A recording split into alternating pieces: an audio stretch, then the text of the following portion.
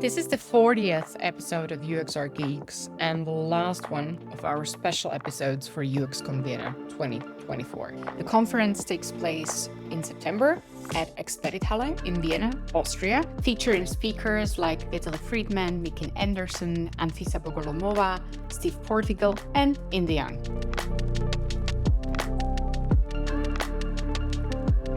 I'm speaking to Vitaly, a UX designer, speaker, and co-founder of Smashing Magazine, and a bit of a superstar. Vitaly will be hosting a full-day workshop on designing complex UI systems on September the 18th, which will be the warm-up day of uxcon Vienna. And he will be also leading a talk on how to measure UX and design impact on the 19th September. In our discussion, we touched a little bit on the aspect of UX quality, choosing the right design metrics, KPIs, and stuff like that.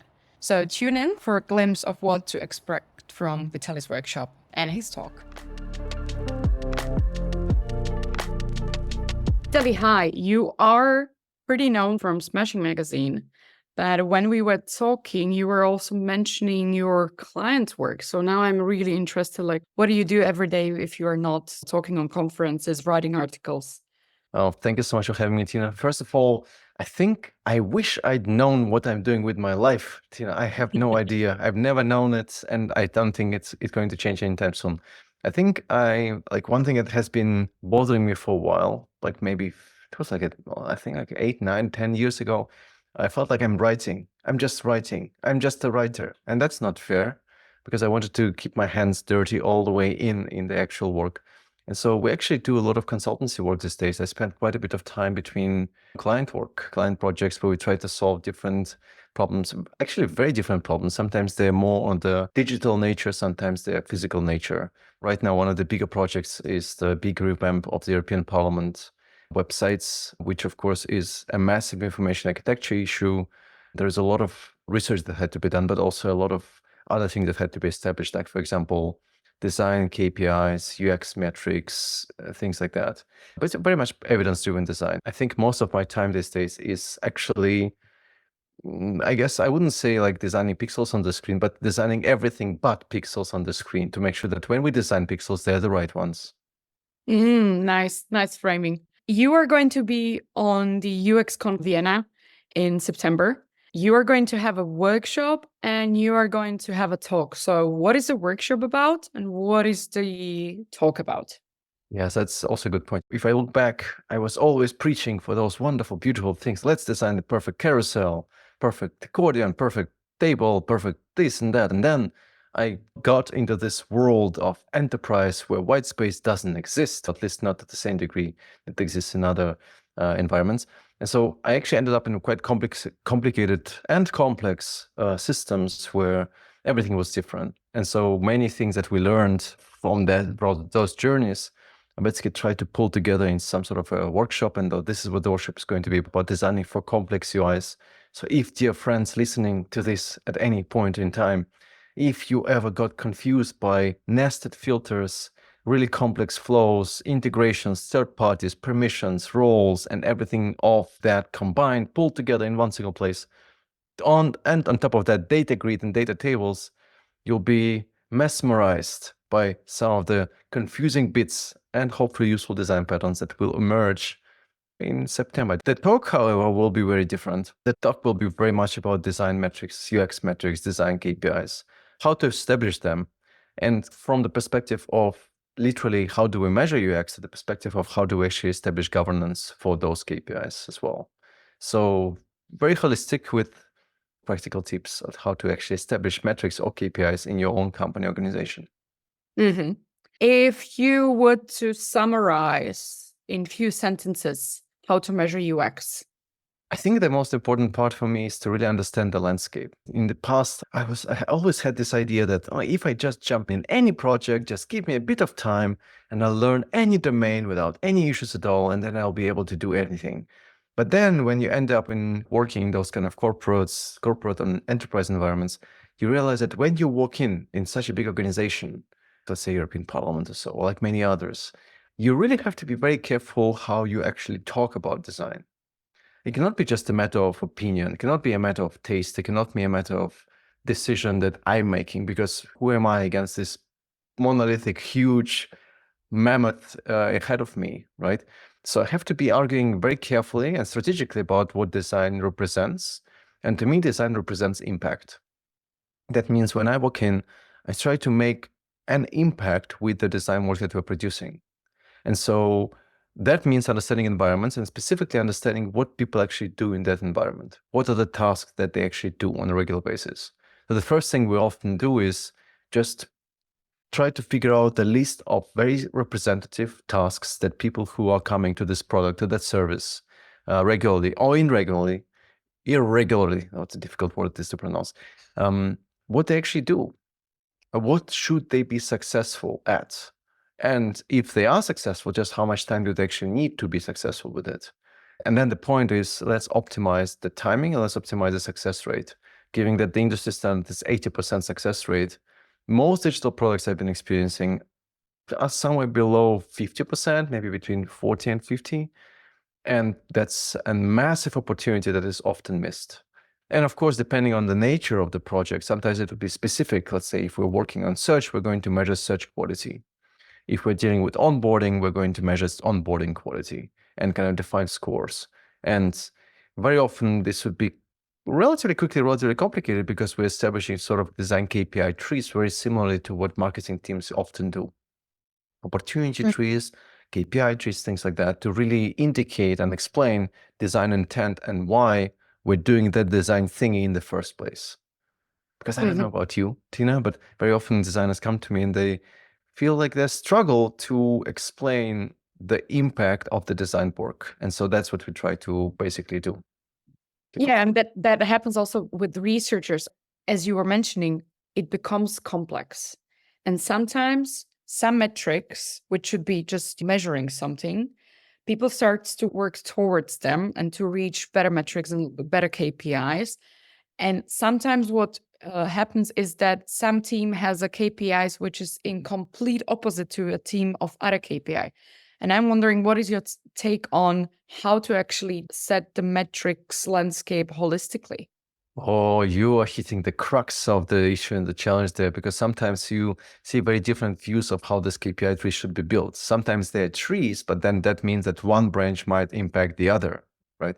And you cannot really represent it easily. And so very often what teams do is they create this between basically overlaps or connection lines between those different KPIs. And to me, this is very sophisticated, but I also find it quite challenging to feel comfortable with those kind of visualizations. So what we try to do is to establish two sets of KPIs. On the one hand, if we have, let's say, a product that has to do something, some things need to work really well. So we're going to track how well people actually do those tasks that they need to do. But on the other hand, if we're, let's say, working on a specific feature, we're going to have local KPIs that define the impact of that particular thing that we're working on. So if we want to improve our navigation on level 2 in this specific product, then we're basically going to track how good that works, that navigation works. So this isolates basically the scope of what we're working on, partially.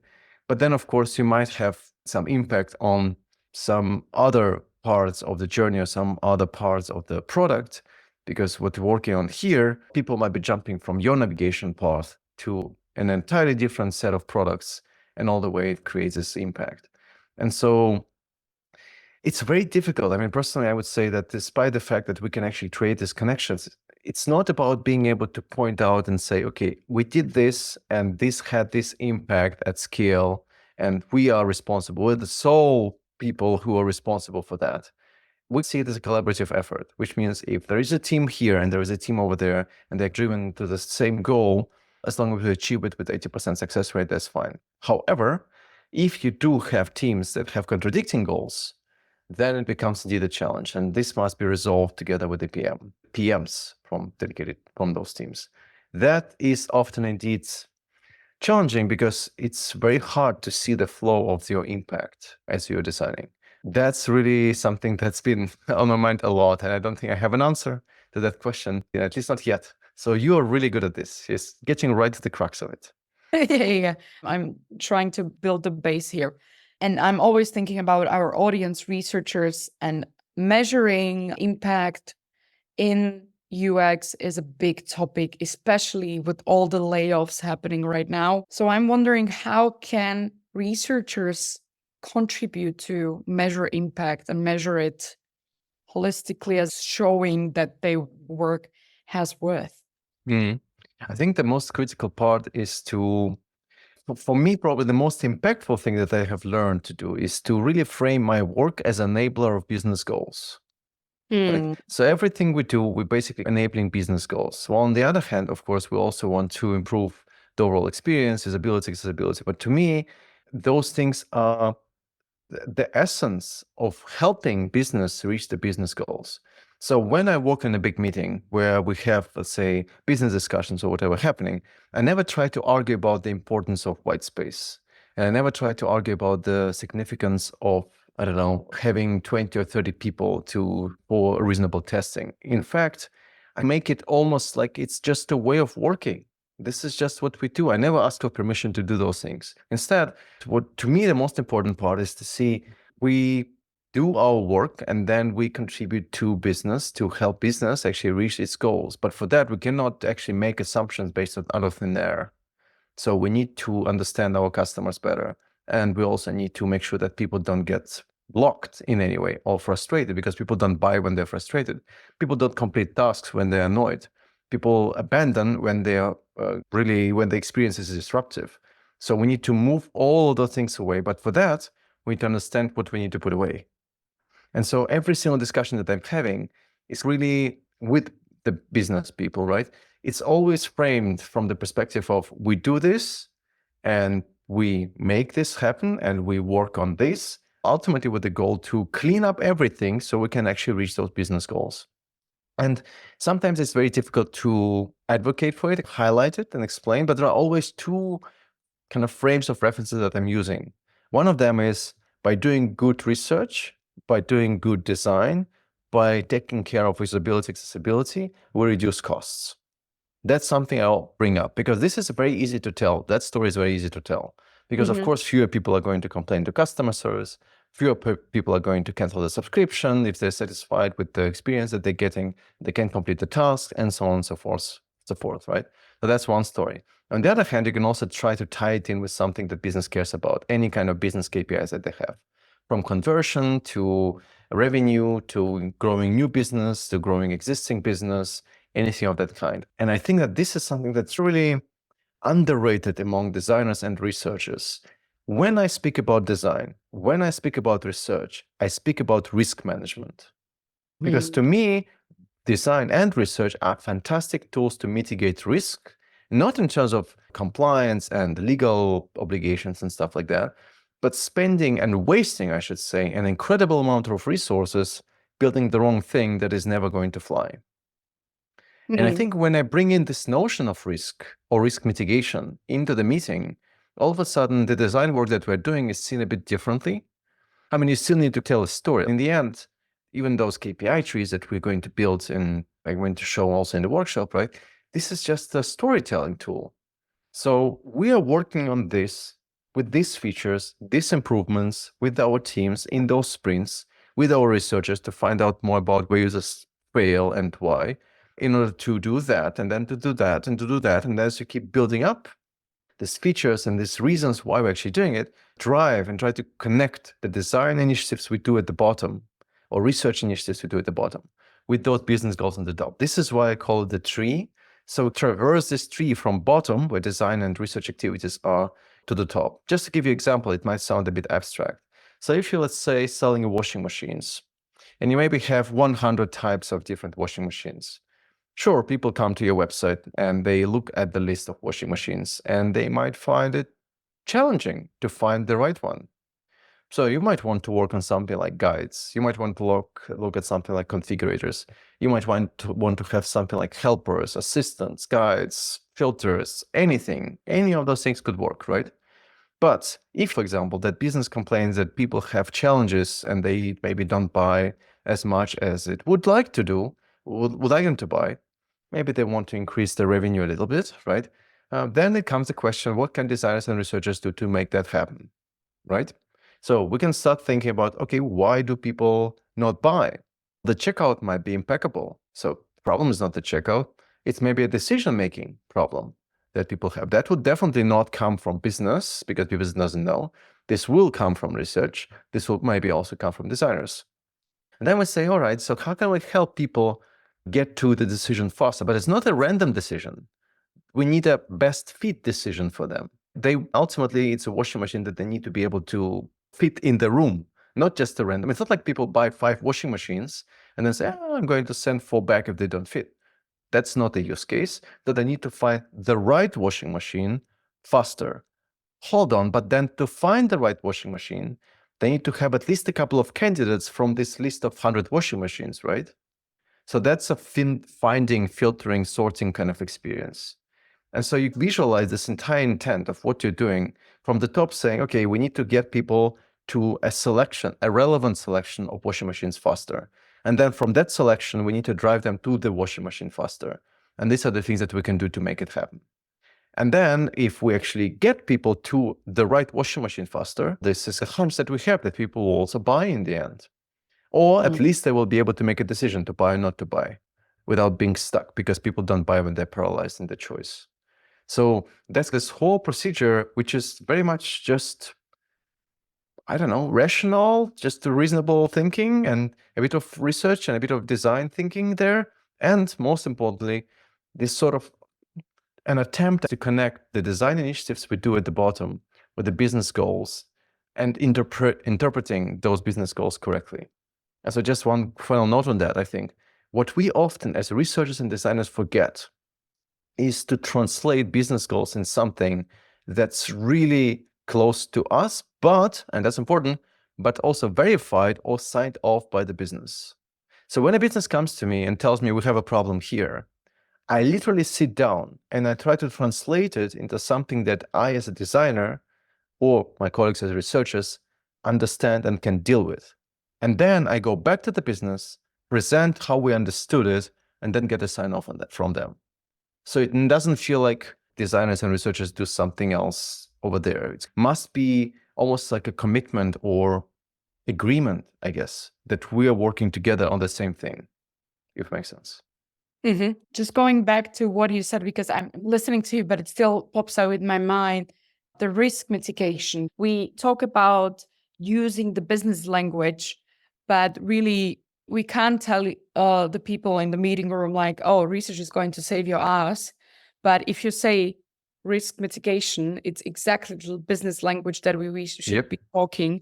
So I think that very often when we speak about research and design, we often speak about us having to prove our value and and demonstrate the value that we're producing. I think in many ways, to me at least, it's a little bit different, because what I ultimately try to do is to just gain a little bit of trust, just a little bit of trust, to gain more trust over time.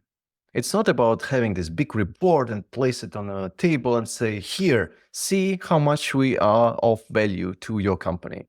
No, I think it's actually a slightly more impactful way of doing that would be to say, or maybe we can't speak to our users yet, but maybe I could, I don't know, just shadow them. Or maybe we could basically just get access to people who speak to our users, maybe sales, maybe customer success, and just have a bit of a research done there. Because ultimately you want to eliminate kind of situations where people get stuck. Nobody wants to get stuck. People don't buy when they get stuck. They don't stay customers if they get stuck. They don't buy or pay if they're frustrated. So we just want to increase revenue by eliminating those things. That's great for everyone. That's great for business. That's great for accessibility. That's great for usability. It's for everything. It's great for users, of course, in the end as well. So I tried to say, can we just have a little pilot? I could maybe speak with one customer for 45 minutes and just see, talk to them how they actually do those things, how they work. Just guide me through the interface. That's the only question I will ask. Could you please guide me through this interface, how you're using this product? That's the only question I will ask. And then you do that, and then before you know it, you're going to ask for a bit more, and then for a little bit more, a little bit more. And if you actually do demonstrate, like maybe one quick win or one problem solved, that it will be solved based on your input, right? Then all of a sudden you'll be given more. Because I think in many ways, business sometimes just doesn't know how much impact even small things in a particular journey can have. It can be remarkable. It can, but we shouldn't be expecting that they know it like right away. Frankly, as a designer, I don't know either how business works in all the fine details, all the fine business decisions that need to be made, the finances, the limitations, the procurement, all those things. I have no idea about them. So we shouldn't be probably expecting business people to know exactly what we're doing and how we're doing it and what the impact of that can be, which is something that needs to be discussed.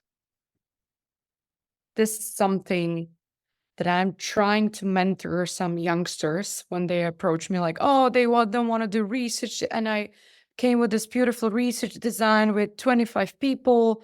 And what you are saying is just getting the foot in the door. Yeah. I'm always remembering one of my first user testing as a paid UX person was with a bank. They came in, they saw the testing, they were actually really good at the time in doing online banking, and they didn't call me for 2 weeks. And after 2 weeks, I was trying to reach them, sending emails, and I was like, oh, I did something really wrong, and now I can't prove myself to the company where I was working for. And they called me like, sorry, Tina, we just needed time. We needed a breather. We had a big depression out of it because we thought we are so awesome. And it was just really small testing with, I don't know, 5 or 6 people. So just, you don't have to build this big study and do it properly. Okay, go with the startup-ish attitude, go with the lean approach and show that we need to speak to people and step by step show them what to get out of it. Absolutely. I think that one really significant part that we shouldn't be forgetting is that we need to produce impact, but I don't speak about it like, again, proving our value. One, there is nothing more impactful than cutting 5 user interviews and creating video clips and then telling a story to people about how people, actual people who happen to be paying for a particular product or service, or even if they're public citizens, right? If it's a public service, them struggling. If it's one person, they can always dismiss it like, oh, okay, this is outlier, whatever, right? If it's 2 people, that starts getting interesting. If it's 3 people, it will be very difficult to dismiss. And if it's almost every single person after 5 people who are representative for the customer base that you are operating with or operating for, working for, all of a sudden they start thinking, even if it's just a little seed that you're going to plant at this point, you might be surprised that they will be getting, or will be giving you rather, a little bit of freedom to explore your next steps, right? However, once you actually define or find some problems, one important significant part is to also identify some solutions. And once you get both of them done and solutions are in place, you might be expecting a few more requests coming your way all of a sudden, a few knocks on the door, which is exactly what you're looking for, right?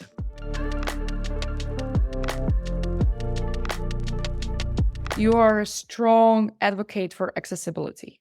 And here I would like to hear it directly from you. How do you get the buy-in for accessibility from the customers, from your client?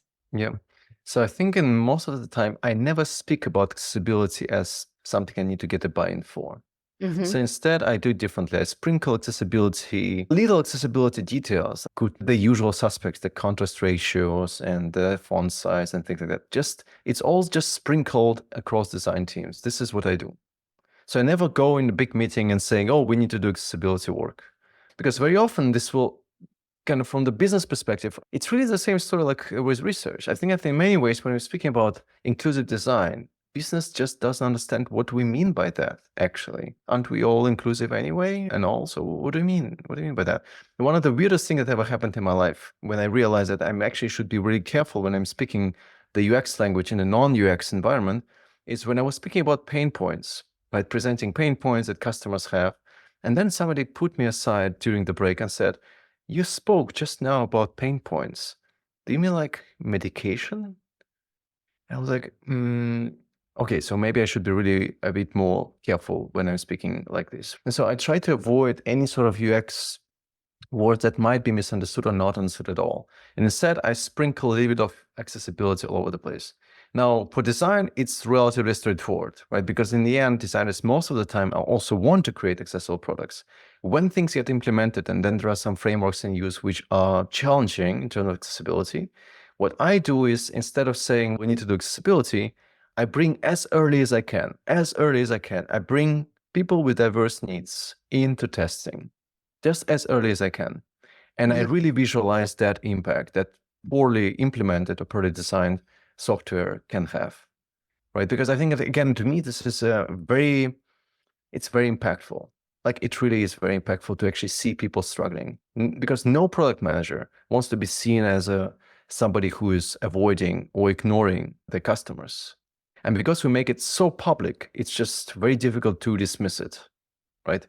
And of course, sometimes when you have, let's say, a product that is inaccessible and a company comes to you and they want to improve, let's say, some, I don't know, checkout or e-commerce flows or something like that, I always bring up the notion of what you can do in terms of accessibility as a quick win. Again, usually those usual suspects, the color contrast and typography and so on, and also mid-term. And so I'm still able to do like the things that are really broken relatively with a relative modest budget.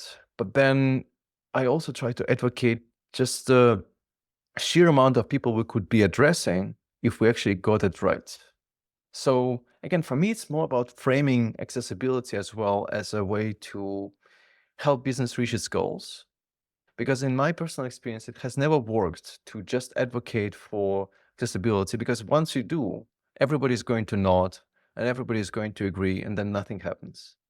Because the budgets are tight, and because there are challenges, and because we have other priorities and so on. But then if you just embed, let's say, accessibility as a way of working, even although you might be making small steps with your design team and with your development team, that can make a difference. And the other thing that I would highly encourage everyone to do is to sprinkle a little bit of accessibility skills and knowledge into QA team. The same thing we do with UX as well, just a little bit, so they are very much aware, at least, about some of the challenges that a particular product might have. So this would be definitely a starting point for me. And then once, again, you get into the motion where accessibility is becoming a word that people speak of, and inclusive design is something that we do, right? You can ask more. Not necessarily have to ask for, you just do more. Just dedicate a bit more time for accessibility work. You might be blocked, right, eventually. So that's a side effect of that. But then I think also in terms of EU Accessibility Act that's coming up next year, I think that we are in a position where almost no company can actually ignore accessibility full stop. They might say, okay, let's do what we need to do and stop there. But again, if I bring in this notion of accessibility testing, regular accessibility testing, it would be a little bit difficult to get there. Sometimes I fail, but sometimes I win, and every win is literally a big win for me. So I'm happy about that. Vitaly, I really like your way of thinking and way of framing things. This is a really good angle. So I'm really looking forward to the warm-up day. That's the 18th of September in Vienna. Excellent. That's where you have your workshops. Then your talk on the 19th. We Right. see you there. And I very much recommend everybody to see you, to go and listen to your talk or go to the workshop, because you are a kind of superstar. Oh, we know you like that, but you are a great guy. I don't think I'm a superstar here. I just really, you know what, to be honest, like, for those of you who are wondering, like, why is this weird guy posting on LinkedIn so often, right? I mean, for me, this is all about, I don't know, this is how I learn, really. So this is the best way I learn to learn. So just in case you're wondering, there's no ChatGPT involved in the production of those stories or whatever. No, basically I write it all. And the thing is, because I've been writing for the last, 20 years, I'm really fast at writing. And I have some ideas and some thoughts. So actually, it's not a problem for me. It takes maybe at most 25, 30 minutes to write something. But then, of course, I read a lot because I really care. I really like seeing what other wonderful people are doing. And then when I see something somebody shared, and I feel like, oh my God, this is incredible. Everybody should know that. Then I try my best to make sure that everybody could know that. So that's it. There is no magic behind it. But I would love to see you as well in Vienna. I believe you will be there. I will be there. I will be moderating the smaller stage. So if anybody feels like I want to see the lady blubbering in this podcast, then I do. Yeah, we will. But not blubbering. Definitely not blubbering. Thank you. Spasiba. It was Thank great. you so much, Tina. See you soon. Thank you for listening to UX Research Geeks. If you liked this episode, don't forget to share it with your friends, leave a review on your favorite podcast platform, and subscribe to stay updated when a new episode comes out. This podcast was brought to you by UX Tweak, an all-in-one UX research tool.